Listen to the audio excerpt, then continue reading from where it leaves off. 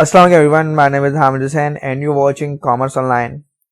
In my previous video, I have solved question number 1.12 and in this video I am going to solve question number 1.13 and 1.14 from Business Accounting Fragment Book 14th edition. Before moving forward, I would like you to subscribe my channel and do like the video. So let's go to the question which I'm going to solve. The question number is 1.13. So in question, they are saying that T. Rose has the following items in his balance sheet on 30th April 2019. Capital 29,800. Account payable 10,200. Fixture is 18,600. Motor vehicle is 8,200. Inventory 3,900. Account receivable 7,600. Cash at bank 1,550 and cash in hand is that 150. During the first week of May 2019, he bought an extra inventory for 850 on time. One of the debtors paid him 5,500 by check. He bought a computer by check. So these are the transactions which T. Rose has commenced during the first week of May 2009. You are asked to draw up a balance sheet as at 7th May 2019. So in this question, we have to draw a balance sheet on 7th May 2019. So let's start the solution. First, I will write the name, that is T. Rose. And then what we are doing, we are making balance sheet. So here I will write balance sheet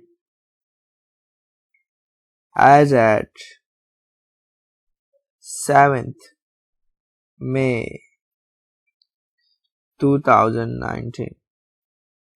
Now here I'm making the currency mark, and let's start with the first thing which I'm going to write here is non-current asset. Remember, we are drawing balance sheet in report form. In report form, the first thing which we need to write is non-current asset followed by current asset. After that, liabilities and then capital. So the first thing which I am writing here and giving as an heading is that non-current asset. So I will write non-current asset, then draw a line below non-current asset which shows that non-current asset is our heading, and the accounts which we're going to write below there are represents non-current asset or fixed asset. So in this, non-current assets are fixture which are 18,600, motor vehicle 8,600, inventory is current asset, account receivable is current asset, but here the C transaction represent computer, that is our non-current asset. So first I will write fixture which is 18,600 followed by motor vehicle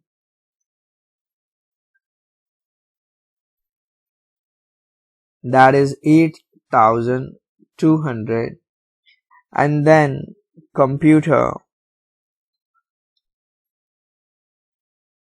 that is 690. I will add all of them, so I will get 27490. That is my total non-current assets. Then I will write current assets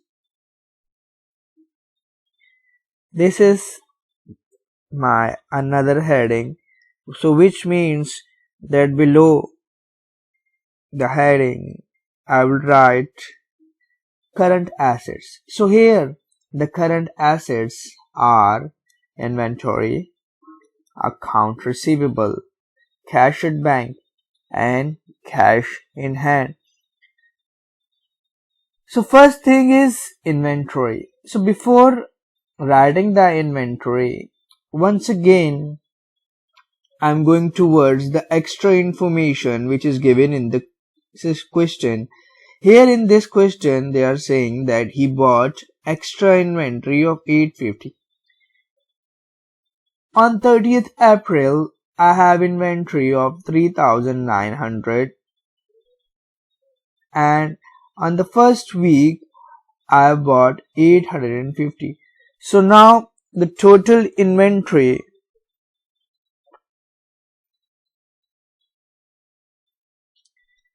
is going to be 3900 plus 850. That will be 4750. Account receivable is 7600. Now let's get back to the supplementary information which is given in the question. They are saying that one of the data paid 500 by check. Account receivable shows the debtor's account. So here the account receivable is 7600 and debtor is paying 500, which means the net account receivable is going to be 7100. So I'm showing this calculation in this balance sheet that 7600 minus 500 is going to be 7100. Then cash at bank. Here I am writing cash at bank.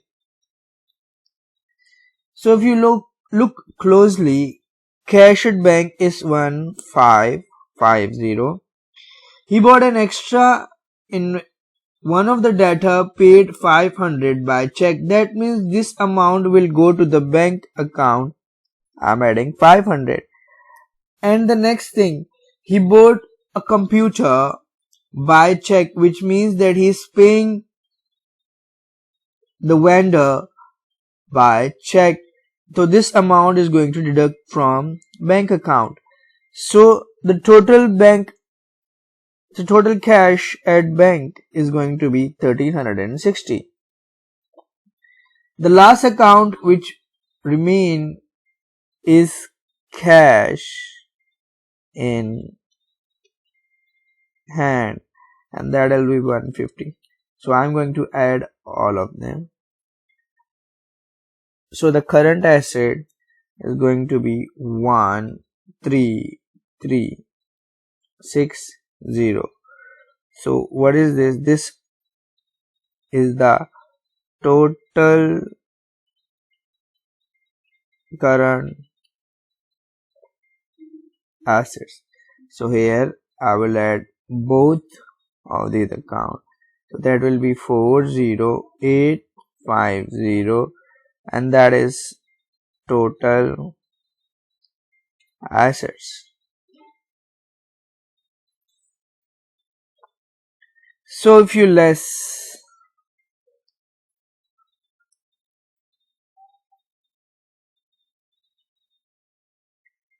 liabilities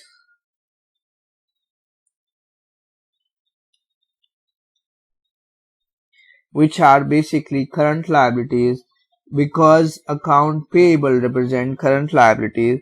So these liabilities are only account payable account, which is 10,200. Now focused on the transaction. In this transaction we have already written 850 and add the value in inventory. But how we are going to pay? we will pay in future.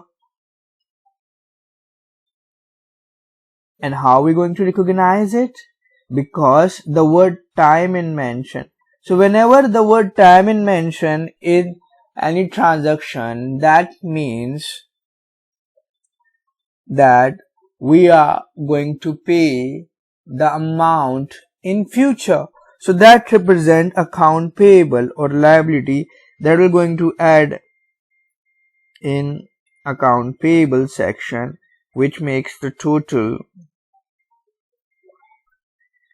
of 11,050. So what you need to do, you will deduct the amount, and that amount is going to be 29,800. That represents the capital. So that is the end of question number 1.13. Now let's move to question number 1.14. That question is from J. Hill. So here in this question, J. Hill has the following assets and liabilities on 30th November 2019.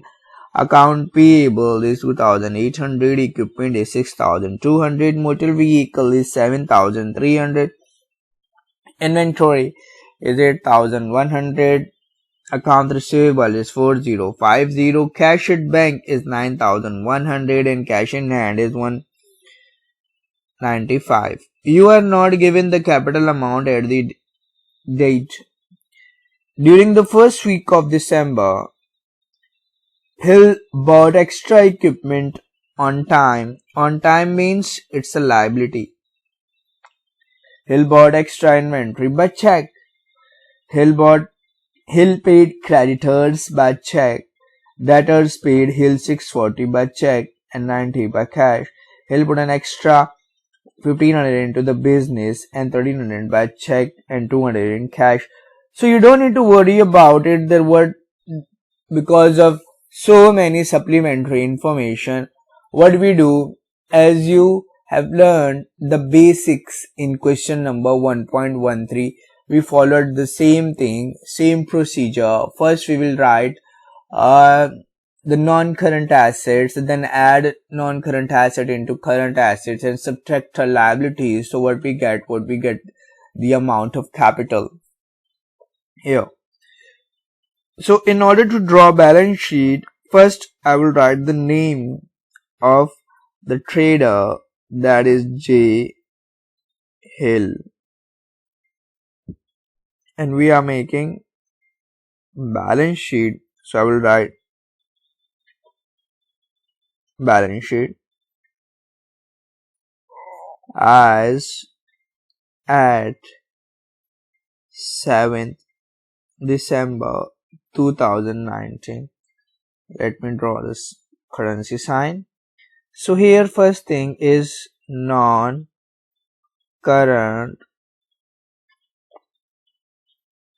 assets.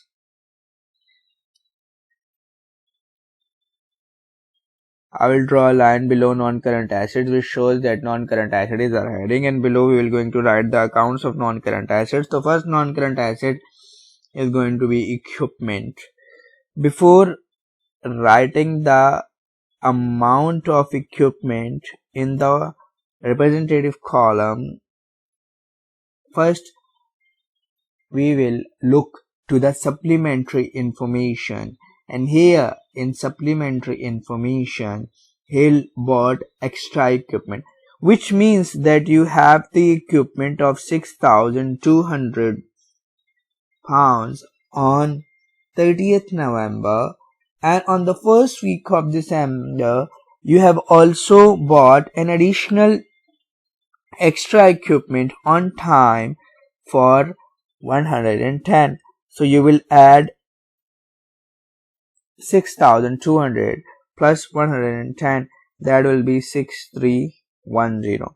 Now after the equipment, what you need to do, you need to write your second non-current asset, that is motor vehicle, and that will be 7,200. Before writing the amount, you need to look into the supplementary information that whether any transaction regarding motor vehicle is given or not. So all the remaining transactions are irrelevant to motor vehicle. So we will write 7,300 directly here. So total current assets is going to be 13610. And now what we need to do, we need to write current assets below. I will write the accounts of current assets. So my first account of current asset is inventory.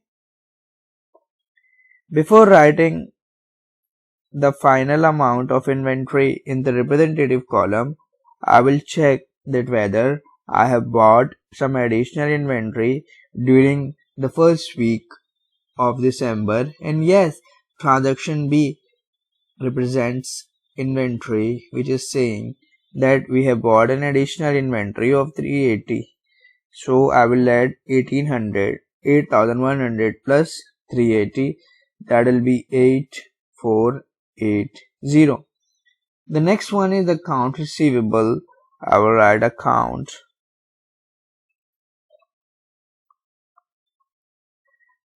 receivable, and before writing the amount of account receivable into the final column, I will first check whether we have anything regarding account receivable in our supplementary information or the first week of December. He paid to creditor by check. This account is not relevant to account receivable transaction. Debtors paid. Yeah, this account debtors are those person whom we have given the amount of loan. So debtors paid Hill 640 by check and 90 by cash. So which means that 640 and 90 will be deducted from this account receivable balance, that will be 3,320. Now the next balance is cash at bank. I will write 9,100. Now here Hill bought extra inventory by check, which means the 380 should be deducted from bank. So I am deducting 380 here. Hill paid creditor by check, that Hill is giving payment to creditors 100 and 150. This amount will also deduct from bank. Debtor paid Hill 640 by check, that will be added in cash at bank. And the last one, Hill put an extra 1,500 into business, 1,300 by check. That means that this 1,300 you're going to add into the business because this amount is injected by J. Hill into the business. So if you subtract 380 and 1150 from 900 from 9100 and add 640 and 1300 here, that will be 9510. Now the last current asset is cash in hand. So cash in hand is going to be, the first amount is 195, and before adding final balance you will have to read some of the transaction.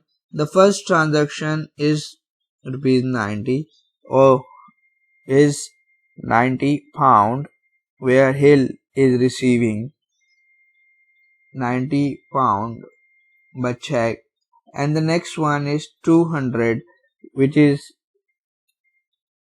invested by Hill in the business as a form of cash. So if you add 195 plus 90 plus 200, that will be 485. If you add all of them together, that will be 21795, and that is the total current assets. So if you add current assets and non-current asset, you will get 35,405. That is total assets. Now what you need to do, you need to subtract less current liabilities or liabilities. So here the only liability which you have is account payable. But once again, writing the final amount, we need to look here in the supplementary information that any transaction regarding account payable is given or not. So the first transaction here mentioning by on time that Hill bought an extra equipment on time by 11:10. So you will add 110 here. And the next thing is Hill paid creditors by check. Hill is paying, which means it will subtract your account payable balance. This amount is going to be deducted from account payable balance, that is 1150. So you will get 1760 that needed to be deducted from total asset in order to find out the balance of capital. So the balance of capital is 33,645. Remember, you are watching Commerce Online, and if you want to see more videos, do subscribe, press the bell icon button and share the video with your friends. Don't forget to like and subscribe. Till then, Allah Hafiz.